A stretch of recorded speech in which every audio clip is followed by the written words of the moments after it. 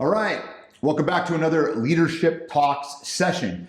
Today, again, mixing up the format a little bit to see what's most productive for everybody that's listening. So I'm pulling in from the last several months of work with my clients and realizing that one topic seems to be currently dominating the rest, and that is influencing without authority. So who should be listening to this session? First of all, even if you have authority, the fundamentals that I'm about to prime you on, so we're going to call this a primer. This wouldn't be necessarily any kind of masterclass that might come down the road, but it's going to prime you on how do I influence other people? How do I build connection, do the type of things that makes me an influential person despite having the power of authority by any of its mechanisms in an organization. So if it's your first day, I'm just out of college or I'm just out of high school and I just got to an organization, this is definitely going to help you elevate quickly if you can listen and apply some of the things we're talking about today. If you're more senior and you've been around a while, whatever the case may be, you're still going to get things from this. You could be violating some of these things that I'm talking about that are limiting your influence, but I have authority. I can tell people what to do. That's not necessarily influence. That's just commanding people and telling them what to do. And not a lot of smart people are going to want to work with you after a while if that's the environment you're creating. So you might take a few lessons as we talk through there about, man, how can I do that differently and not use or lever my authority as the reason people are influenced by me or persuaded by me. So it's kind of the gamut that we're going to run today. And again, depending upon the popularity of this and feedback from you that are listening, we'll determine where we go from here in terms of more in-depth or more masterclass-esque versions of how to influence. So let's get started. When we're thinking about influencing without authority, the first step is my favorite step for everything, and number one, I'll put it right up here, is know thyself. All right? I could make that number 1, 2, 3, and 4, because if you violate it, the rest of everything else we're going to talk about falls apart. So what does it mean to know thyself? Well, you can think about it as self-awareness. You can think about it as emotional awareness, emotional intelligence. All of that fits within knowing thyself. But if you think about it this way, it's not about necessarily self-mastery is what I'm talking about at this stage. It's the precursor to self-mastery, to growing, to learning. You have to know thyself and be putting in the effort to know yourself. So think about knowing thyself as a daily discipline. How am I sprinkling in moments where I can glean self-awareness? I can get the type of feedback. I can pause long enough to think about my character. Why do I do the things that I do? What's moving me? All right. And I recommend strongly when it comes to know thyself, don't go it alone.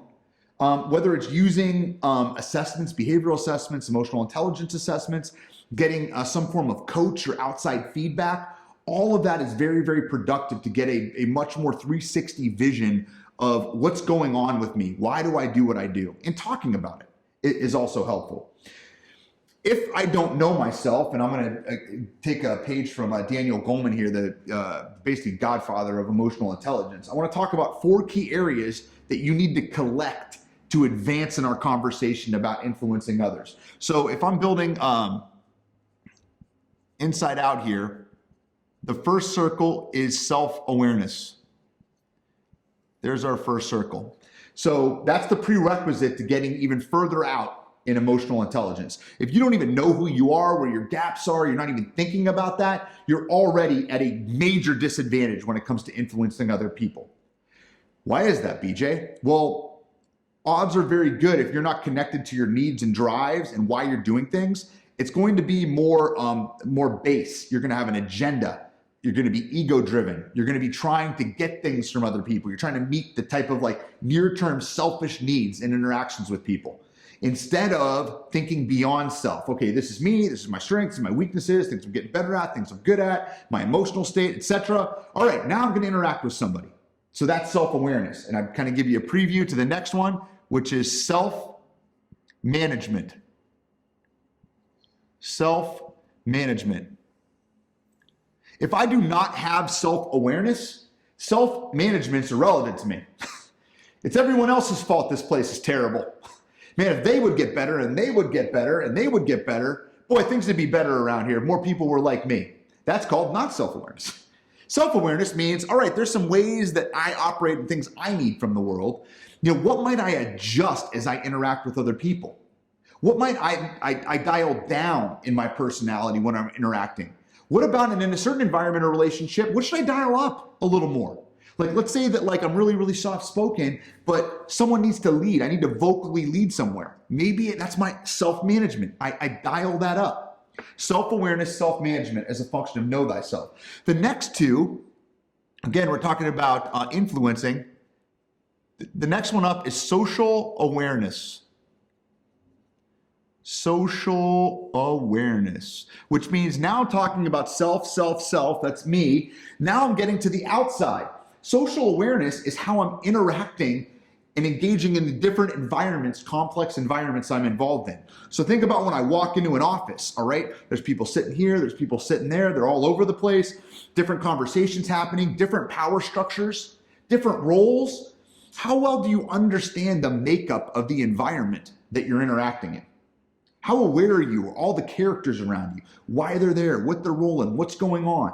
All right, ego levels for different people, like narcissism spectrum. Where am I? Where's everybody else? Now you're thinking outside of yourself and you're thinking about the emotional climate that you're interacting with. All right, if I don't have that, that's where I can say boneheaded things. I could be in a meeting and undercut someone who's trying to do something. You just made an enemy if you did that. So you have to think, collect yourself in here, and then think outside of that to the relationships that are around you. And the last one, and I gave away the key word there, is relationship management. Relationship management. That is very poorly written, but that says relationship management. Very poorly written. All right, so what is relationship management? Once I am socially aware, I see the different activities happening out there. How do I go and proactively interact with other people? How do I manage that relationship? This is all the function of emotional intelligence out here, social awareness and relationship management.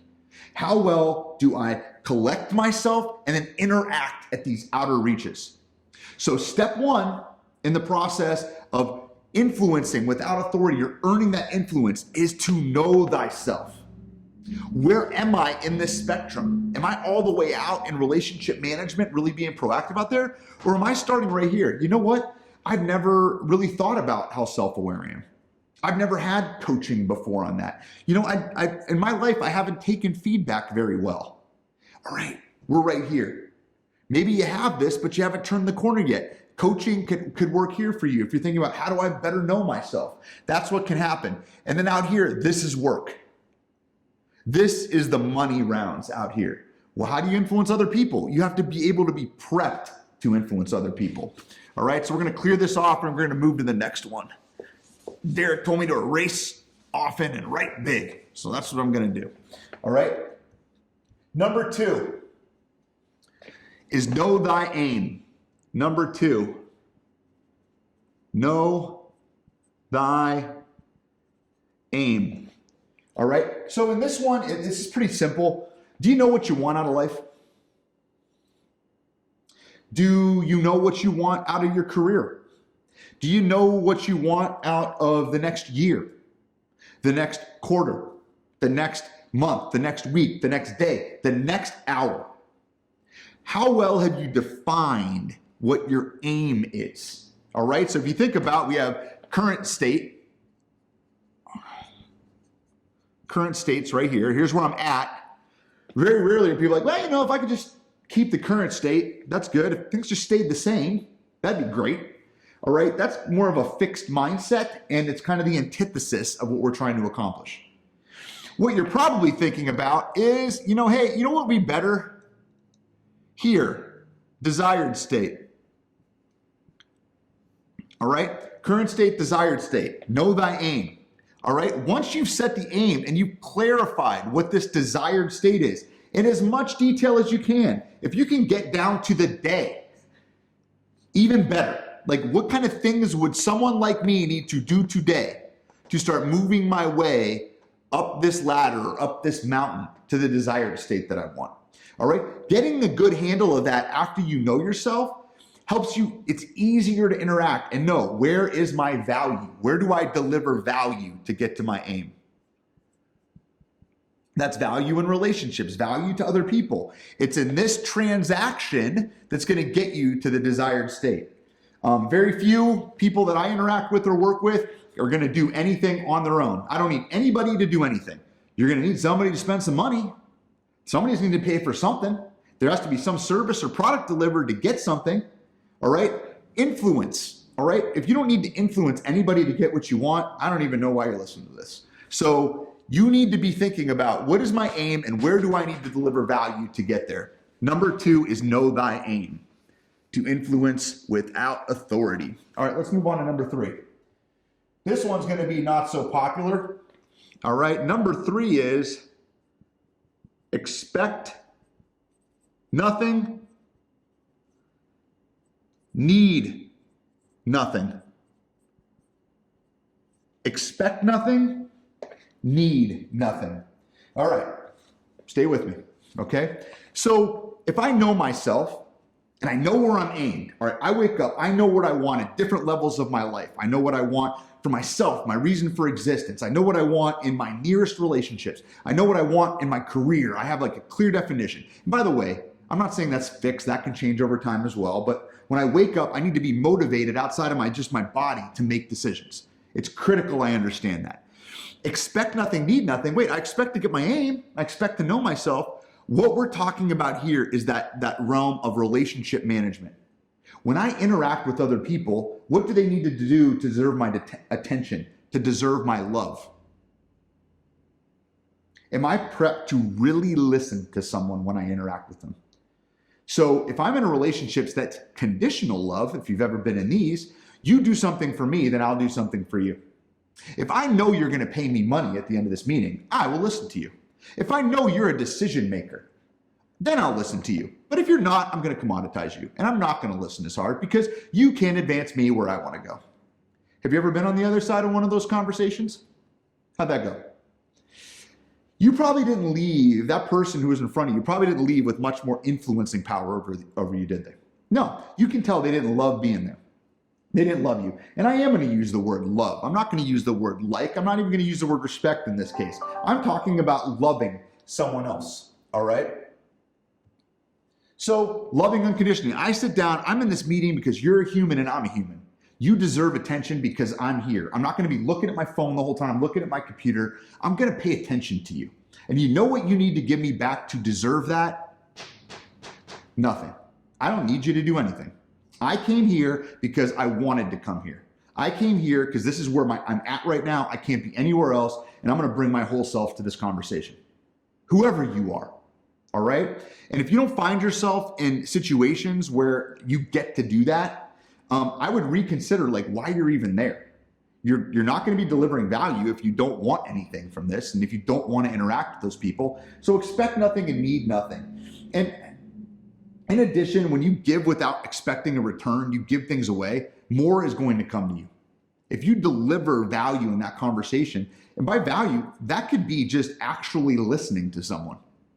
Be the first person that day that stopped, actually listened, ask the next 2 or 3 really relevant questions to a person.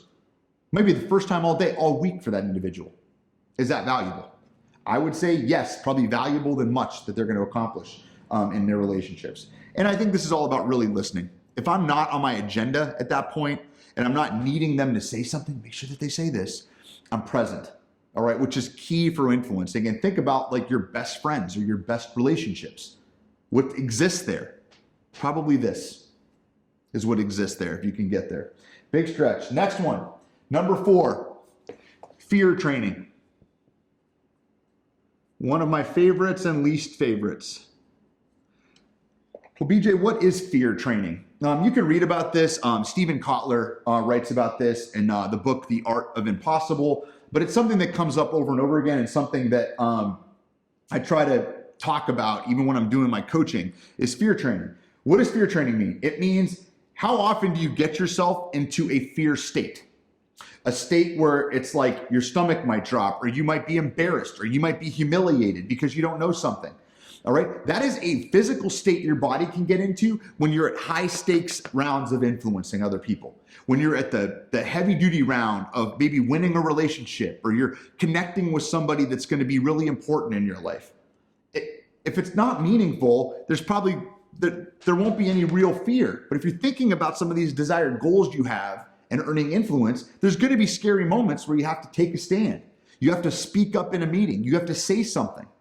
All right.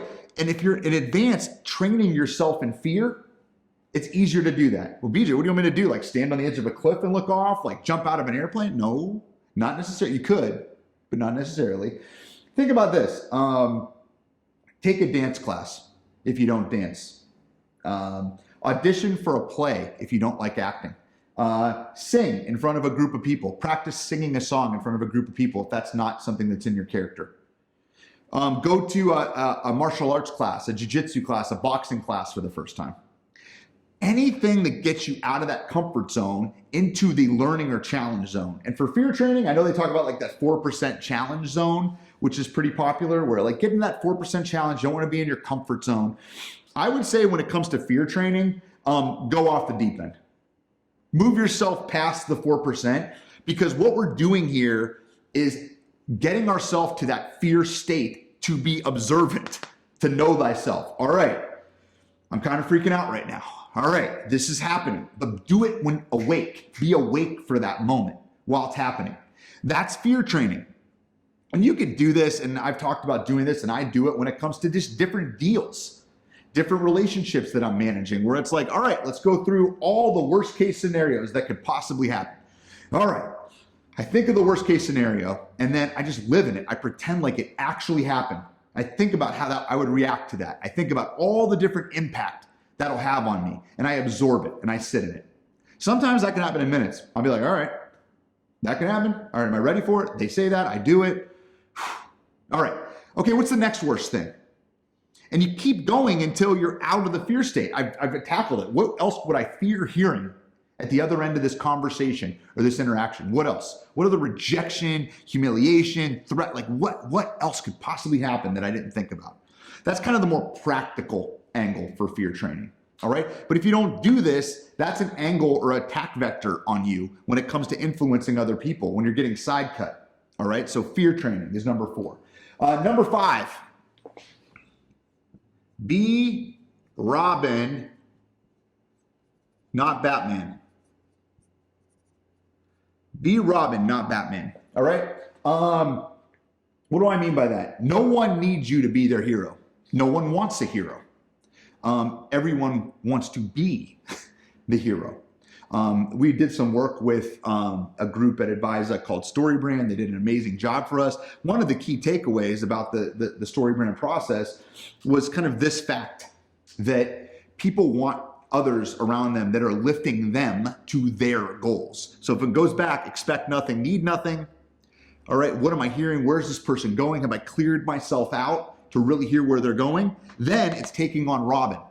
How do I elevate Batman? How do I support? How do I be Batman's sidekick here and help support them accomplishing their goals easier, with less pain, maybe with less money, less frustration, more support?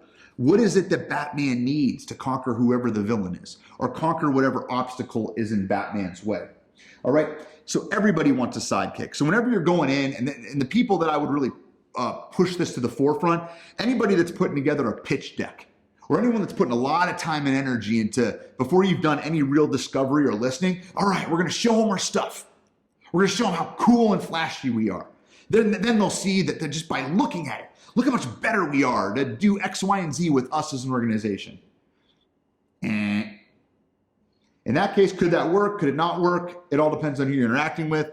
But we're talking about influencing without authority. No one cares how cool you are. I care how cool you'll make me look. I care how effective you're going to make my plan for my business or my life and my strategy. All right. So this is, be Robin. All right. And by the way, we all live somewhere on the narcissism spectrum. All right. Everyone's on it somewhere. All right. If you want to know if you're moving to the narcissistic end, if you're trying to be Batman and save somebody in a meeting and in a conversation,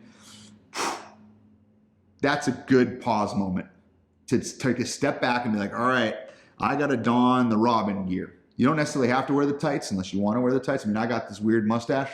All right, so maybe I'm playing the role, but it's not a Robin mustache. It's just a mustache, all right? So be Robin, not Batman. Number 6. How did I write this down? All right, this is one of my favorites. Low doses of voluntary suffering.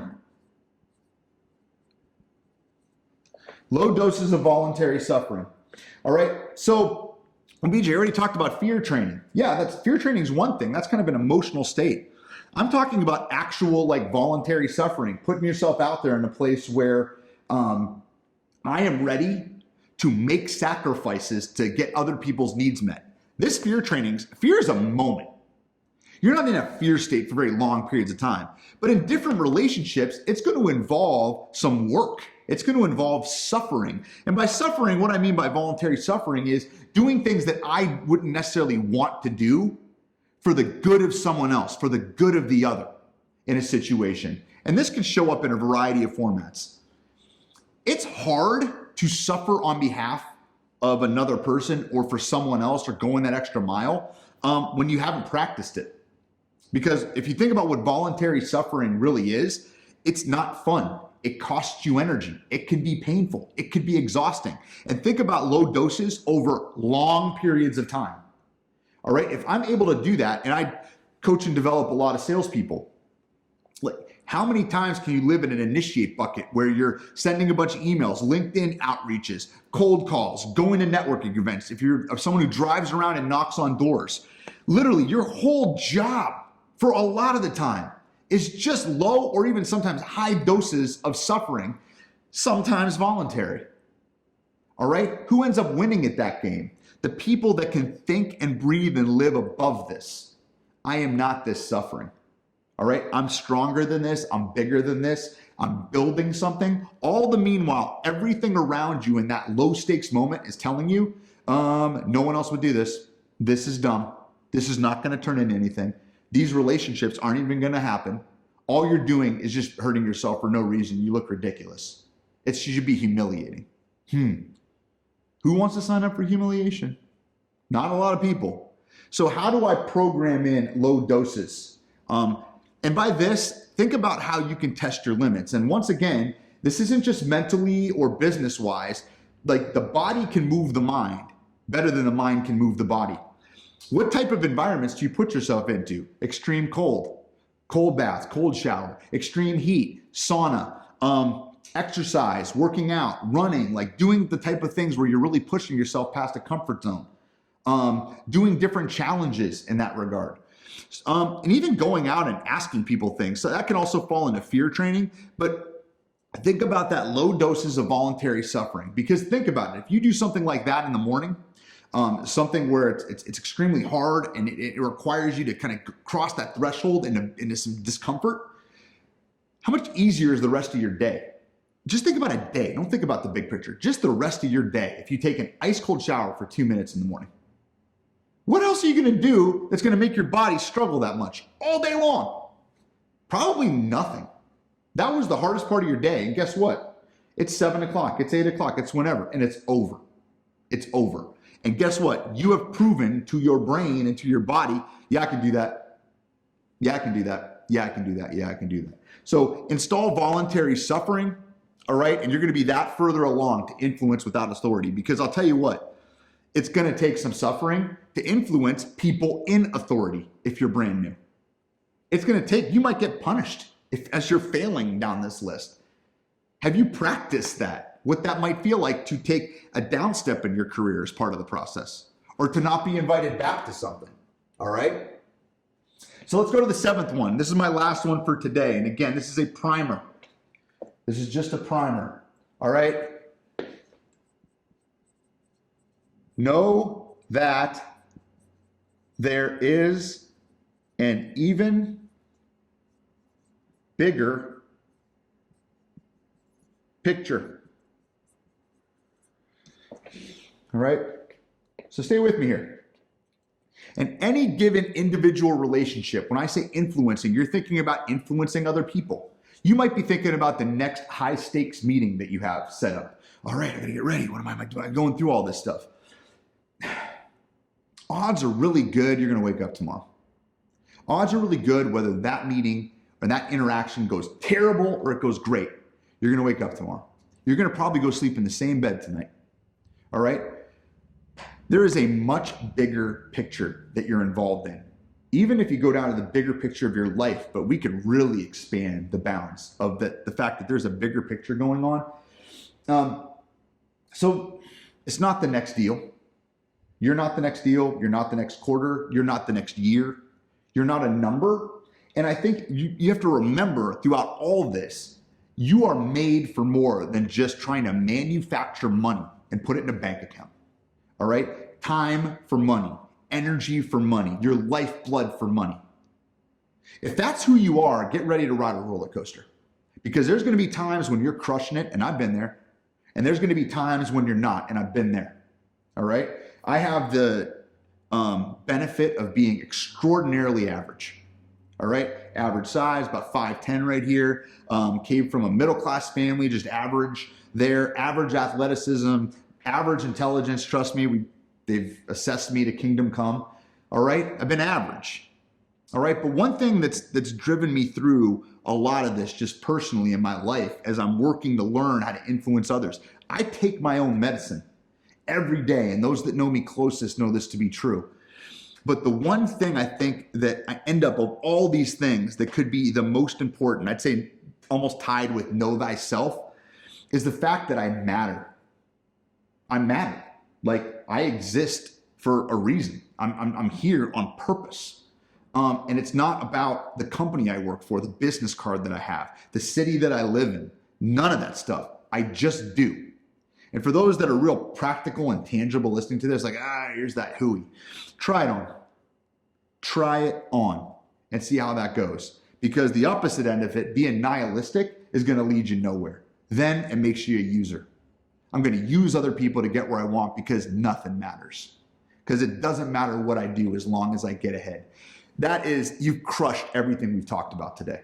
But I know just with my line of sight already, and I know there's much more to know. I don't know most things. There is a much bigger picture happening. All right. And the fact of the matter is, if you're listening to this and you've gone this far, you matter big time. And I'll throw this question to you here. See with the third eye. As you're looking with two eyes at yourself, at your goal, a lot of these tangible things, a lot of these things with career that'll make us look good to our parents when we're listening to this and like, wow, look what I've accomplished. Look what I've done. All right. When you see above it and beyond it, you are the person that you're sitting across when you're listening or not listening to somebody. You are your jerk boss that is an egomaniac that won't let you do anything, listen to anything. You're connected. All right. So part of what you're experiencing is your fault. As much fault as you can put out there, there's some responsibility for everything that you're interacting with.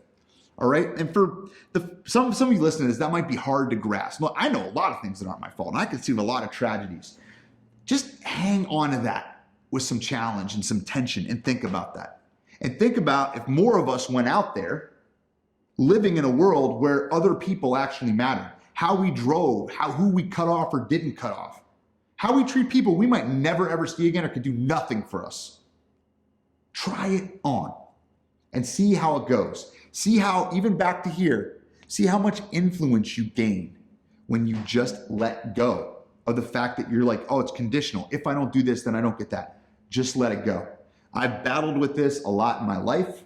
I have all kinds of experiences I can share here, but I'm tripling down on number 7. So today, what do we talk about? It's a primer on influencing without authority. Hopefully I gave you a few things that you can glom onto and think more about. I gave you a few diagrams to operate off of. And then coming up soon, I may be putting something together that just takes these, refines these, and puts them into a bit of a masterclass, something that you can go through, really try on and digest and apply specifically to your current situation wherever you find yourself. So thanks for tuning in again. Remember, subscribe. Please share out if this was relevant to you. By all means, thank you to everyone that's been giving me feedback on these, those that listened to the end, those that started, got to the middle of some of these. All of that is very, very well taken as I try to continue to know myself, try to aim well, and try to do things that bring value to you who spend the time listening, whether you're a client or maybe you're a soon-to-be client or maybe you're a friend. Thanks so much. Until next time.